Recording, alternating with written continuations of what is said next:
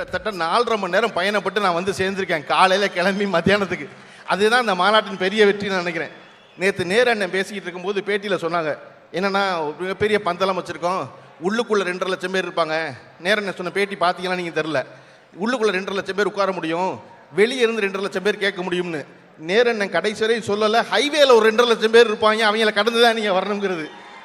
அவ்வளவு தடுமாறி நான் வந்து சேர்ந்தீங்க. எனக்கு கொடுக்கப்பட்ட தலைப்பு வந்து எனக்கு ரொம்ப மகிழ்ச்சிகரமான ஒரு தலைப்பு.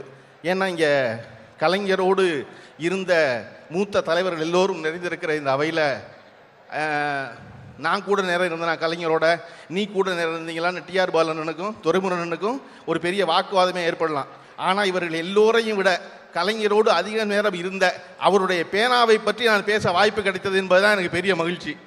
கிட்டத்தட்ட 14 வயதில் எழுத தொடங்கிய ஒருவர் 94 வயது வரையும் எழுதி தீர்ப்பது என்பதற்குல்ல